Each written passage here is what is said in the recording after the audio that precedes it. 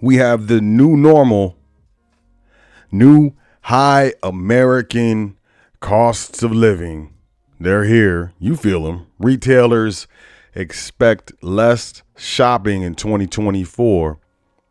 Yep, they're smart. They know what it is. And in case you missed them, your baby girl is back. Layoffs are back on the menu. This is Current Events, March 4th, 2024. I am Sot L, seeker of truth L, speaker of truth L, And I would like to luxuriously invite you to check out welcome to thefoundation.com. Sign up for the email list.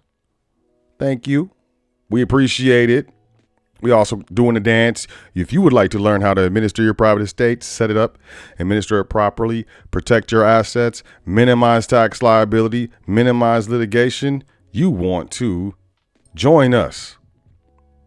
With regards to our most affordable trustee training, that's available. It's available. It's not the most affordable we offered before, but it is, I would say, the most cogent, most precise, most specific, most coherent trustee training available. I think it's a disservice if you just go around and buy a trust. So, link in the description for that dance. Also, if you're looking to start your business, you don't believe in yourself, you don't think you can know how, it's too much, it's not, go ahead and grab this course. Link in the description. How to start a business. It's extensive. Take your time. But we believe in you here at the foundation. Also, we have our magazine, volume 3 of our cybersecurity issues. Cybersecurity is important. We have to remain private at all costs. So link in the description. You can do a digital subscription. You can do a print edition. You can do your dance. Let's jump. Speaking of dance, let's mosey on into these current events. Americans' cost of living remains a massive headache, even as recession fears fade. This is CNN Business.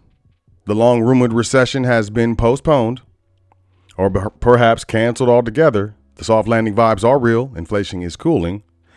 And when they say inflation is cooling, the rate of the increase of inflation, So how fast inflation is ticking up, that's slowing. Just want to be clear. Because, weird dances with the words.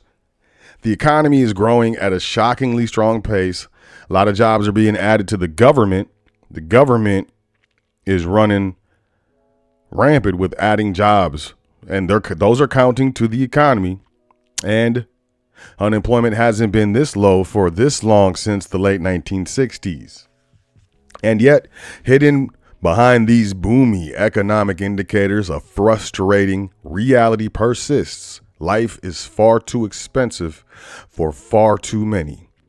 From the historically unaffordable housing market and budget-breaking daycare rates to high car prices, the United States has a cost of living problem many years in the making. Parents of young children are making difficult choices to afford child care, or they're opting to evade it by dropping out of the workforce altogether. Parents are also struggling to buy bigger cars to haul around their growing families while simultaneously socking away some money in college savings plans. For too many Americans, the American dream feels like an illusion. There's no way we can afford it. There's a very progressive family here. They're having problems. They're definitely having problems. Are you having problems? I'm noticing it all around. I don't see inflation ending anytime soon. I think prices are going to continue to increase. You should keep that in mind. Let's move forward. Opinion, the true victims of U.S. eviction crisis. Did you know there was an eviction crisis? Did you know? There is. There absolutely is. More than, I don't know, where's the number? 2.9 million children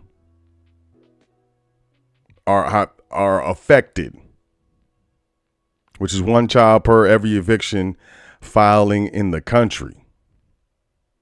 So, they want to focus the numbers on the children. The study linked 38 million court eviction records to U.S. Census Bureau data allowing researchers for the first time to pierce the veil of court filings and see who else lives in homes threatened with evictions other than the leaseholder. What they found overwhelmingly were children, small children, and black children to be exact. Across America, we now know children under 5 years old are the group most likely to be threatened with eviction. The eviction rate for households with children is about twice as high as households without children present. In all, nearly 3 million kids are on the receiving end of the eviction filings this year. The study also uncovered troubling racial and ethnic disparities, as well as we all know evictions can follow you for decades. Oh, happening now. My bad. Trump speaks after unanimously. Of course. How can Colorado take him off the ballot? That was ridiculous. The true victims of the U.S. eviction crisis. My thing is, did you know there was an eviction crisis going on? CNBC. U.S. manufacturing struggles to recover. Struggles. That's the headline. Workers assemble printed circuit boards. Then the crazy thing is they start talking about the Nikkei index, China meetings in focus, oil dips. They must have changed this. This wasn't what it was before. U.S. manufacturing is still struggling to turn a corner. Factory activity shrank at an accelerated clip in February, with the Institute for Supply Management's gauge dropping 47.8. And that's from 49.1. This is based on data released Friday. It was the 16th straight month where the reading remained below 50, indicating contraction in manufacturing activity. Quote, demand is at the early stages of recovery and production execution is relatively stable compared to January as panelists' companies begin to prepare for expansion, end quote. It's Timothy R. Fiore. One of those works, right? Chair of the ISM Manufacturing Business Survey Committee, who went on to say, quote, suppliers continue to have capacity, but are showing signs of struggling due in part to their raw material supply chains. That's got the shipping supply, all that stuff is having an effect. Absolutely having an effect. Manufacturing isn't doing good. U.S. economy is so strong that there might not be any rate cuts in 2024, which is crazy because the market priced in 6 rate cuts. Maybe that's why you see the stock market not doing too hot. 2024 was supposed to be the year consumers could start breathing again after more than 20 months of inflation and higher borrowing costs. Investors, economists, and even eventually Federal Reserve officials said they expected the economy to soften this year, allowing the central bank to finally start cutting rates. But those expectations of a Fed pivot keep getting pushed back. While the market initially expected 6 rate cuts this year, starting in March, that's now off the table. Quote, I don't think it's likely that the committee will reach a level of confidence by the time of March to identify March as the time to do that, end quote. Fed Chair Jerome Powell said of possible cuts at the Fed's January meeting. Now, some economists think the Fed won't cut interest rates at all this year. The economy is not slowing down and some underlying measures of inflation are growing. This is Torsten Slok, chief economist at Apollo Global Management. Quote, the Fed will not cut rates this year and rates are going to stay higher for longer, end quote. And we've been hearing this higher for longer for a while. We know it. It's going to get bad. Richmond Federal Reserve President Tom Barkin echoed the idea that the central bank may not cut interest rates this year. Quote, we'll see, Barkin said in an interview with CNBC on Friday morning. Quote, I'm still hopeful inflation is going to come down, and if inflation normalizes, then it makes the case for why you want to normalize rates. But to me, it starts with inflation, end quote. Not going to happen. Americans have been struggling with higher prices due to inflation, especially for essentials like rent, groceries, and gas. Food prices rose 0.4%. Wow. Why did that work? Why? Between December and January, the highest monthly rate in a year. Quote, food prices kept going up, and that's a real pain point, end quote. This is Robert Frick, corporate economist with Navy Federal Credit Union. Some, at least, I think at least that they're beginning to tell the truth. I think that's, there's something to be said about that. Let's keep it moving though. Wall Street is worried about NYCB's loan losses and deposit levels as stock sinks below $4. Gold rises above 2,100 to the highest level ever as traders bet on interest rate cuts. Ooh, wow. To the highest level ever. Yo, we just hit the highest level of gold prices, and you're going to continue to see that. That's not going to be the highest. It isn't. NYCB. I just want y'all to know that First Citizens Bank that collapsed in California, this bank, NYCB, took $40 billion of their loans. Took it on. $40 billion. Regional lender New York Community Bank finds itself in an apparently worsening predicament just as the anniversary of last year's banking turmoil nears. Shares of the troubled lender plunged 25%.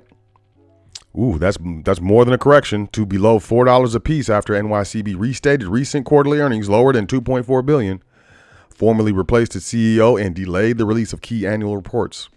The most worrying development, though, is directly tied to investors' fears about commercial real estate and shortfalls the bank reported in a key aspect of its business. NYCB said that poor oversight led to material weaknesses in the way it reviewed its portfolio of loans.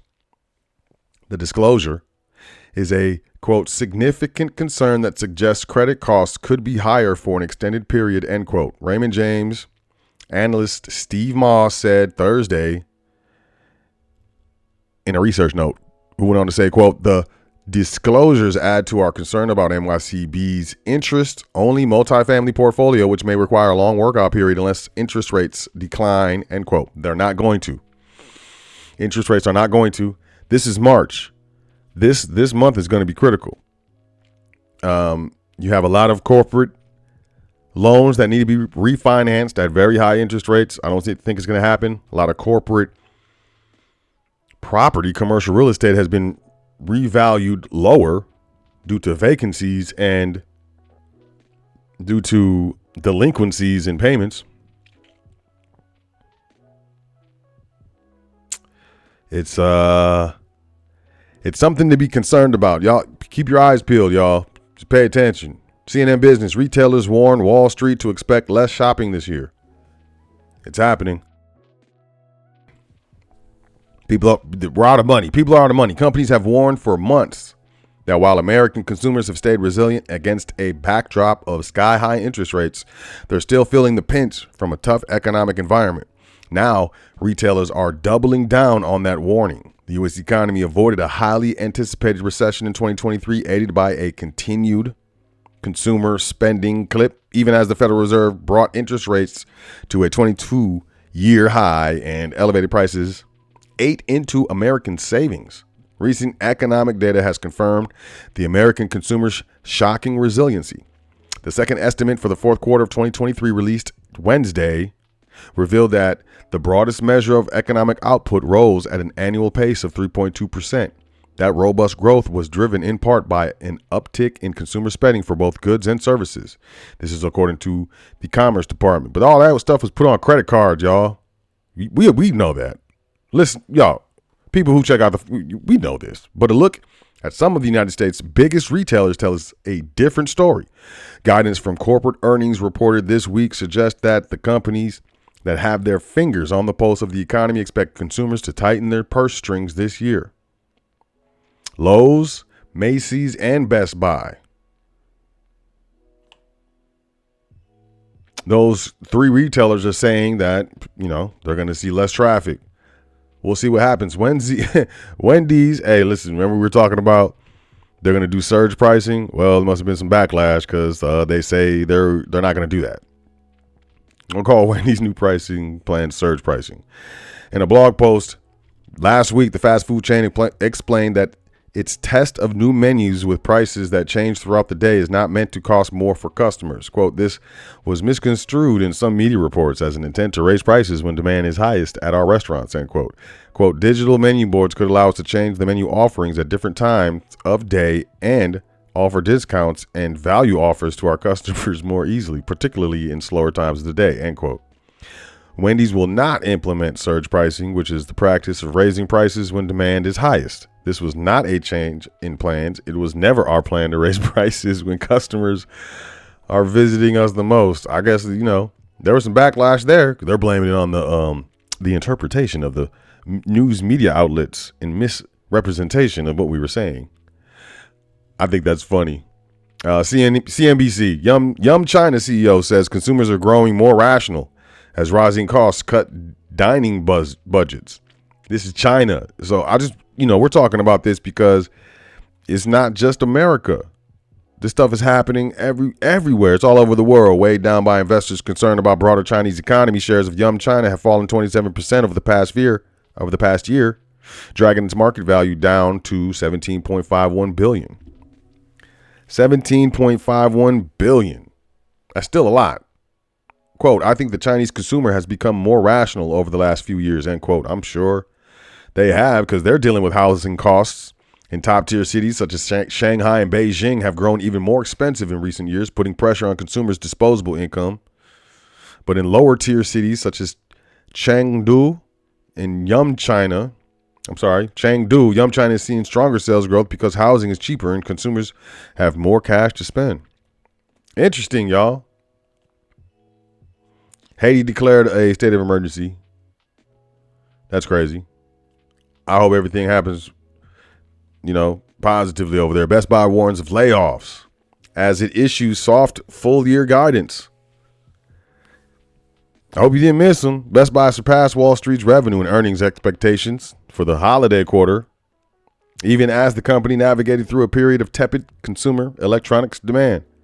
But the retailer warned of another year of softer sales and said it would lay off workers and cut other costs across the business. CEO Corey Barry offered few specifics, but said the company has to make sure its workforce and stores match customers' changing shopping habits. Cuts will free up capital to invest back into the business and in newer areas such as artificial intelligence. Quote, this is giving us some of the space to be able to reinvest into our future and make sure we feel like we are really well positioned for the industry to start rebound. To start to rebound. Yeah, that sounded funny, didn't it? End quote. They're going to be laying people off. And AI, they're bringing in AI. But, remember what they said. AI will not take your job. It'll just help you do your job. General Motors recalls nearly 820,000 pickup trucks. Got the electronic latch mechanism used to open the gate might short circuit if the water gets into the tailgate. That means the gate could inadvertently open while the car is parked, leading unsecured property in the bed to fly out when unaware drivers hit the road. Y'all stay away from them panorama cars. If it was during the time of the poke in the stay in your house time, y'all know what I'm talking about. Stay away from them. Those years are all bad. 2020 to 2023, 2022, I would stay away from those cars. Stay away from them. They're not for you. Trust me. CNN Business, why check bag fees are at record highs. What? But why? A United Airlines round-trip ticket from Denver to Dallas in late March is advertised for $91, but checking one bag at the airport both ways will cost an extra $80, nearly as much as the flight. Checked bag fees are hitting record highs as airlines up the ante. Bag fees are lucrative revenue for airlines and a way to save on taxes, airline experts say. Last week, American Airlines said it was raising luggage fees by $5. American will charge $40 per customer who don't first prepay online and $35 if they do. United JetBlue and Alaskan Airlines have also announced fee increases this year. Southwest is the only airline that does not charge for checking bags. Delta charges $30 for a first checked bag, but has not raised its prices since 2018. Delta and American Airlines, y'all. I'm just letting y'all know. Those are the airlines, to rock with. I'm biased. We're not flying private yet. Luggage fees feel like they've been around forever, but they are relatively new. In 2008, America American became the first major U.S. airline to charge customers for checking a bag, instituting a $15 fee. Airlines also charge extra for bags that weigh over a certain threshold, often 50 pounds. If you're flying around, throw some extra money down for your baggage. CNBC, SpaceX backed startup says pre-orders for its 300,000 futuristic flying car have reached 2,850. 2,850 people have pre-ordered the flying car. Aleph Aeronautics is one of those, which is based in San Mateo, California, said pre-order numbers recently hit a fresh record after previously reporting 2,500 orders. It's a two-seater flying car. It's going to charge customers $300,000 for the Model A when it becomes commercially available. 2,850 orders will give a combined order value of $850 million to date. Aleph is going for a very different style of vehicle compared to most so-called flying cars, as its Model A resembles an actual car with a mesh shell protecting 8 rotors on the inside. I don't know. Y'all gonna grab that flying car? Hey, let's like 20 of us will chip in on it. And then we can fight over whose turn it is. Sounds like fun, doesn't it? British man receives 2-year prison sentence for anti-immigration sticker offense, y'all.